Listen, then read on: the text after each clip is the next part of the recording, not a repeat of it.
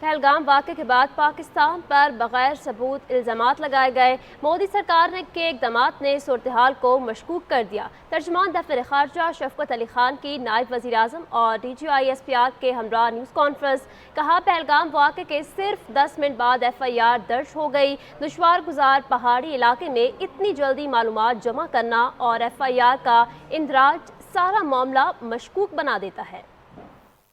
اسلام آباد میں اہم پریس کانفرنس کے دوران ترجمان دفتر خارجہ کا کہنا تھا کہ جس علاقے میں واقعہ ہوا وہ لائن آف کنٹرول سے 230 کلومیٹر فاصلے پر ہے۔ یہ معروف سیاحتی مقام اور سارا پہاڑی علاقہ ہے۔ زمینی حقائق کے مطابق یہ حملہ 1:50 پر شروع ہوا اور 2:20 تک جاری رہا۔ واقعے کے ٹھیک 10 منٹ بعد مقدمہ بھی درج کر لیا گیا۔ FIR درج ہونے کا وقت بہت اہم ہے اور کئی سوالات کھڑے کر رہا ہے۔ The incident occurred in Pahalgam, which is about 230 kilometers from the line of control, or 100 kilometers the crow flight distance. And it's a known tourist area.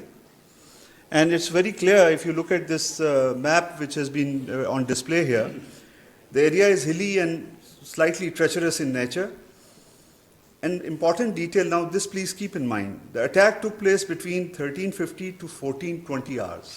This is the time window when this attack is taking place.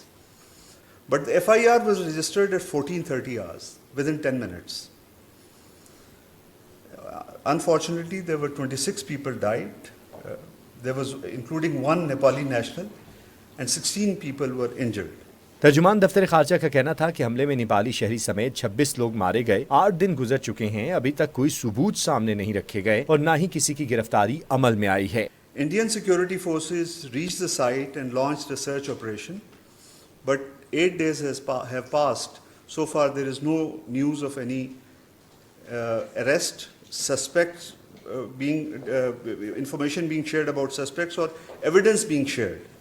ترجمان دفتر خارجہ کا مزید کہنا تھا کہ بھارتی channels اور سوشل میڈیا پر جس تیزی سے الزام تراشی شروع کی گئی ہے وہ ناقابل فہم ہے۔ حقائق سے ظاہر ہوتا ہے کہ بھارت کے پاس الزامات اور پروپیگنڈے کے علاوہ کچھ نہیں۔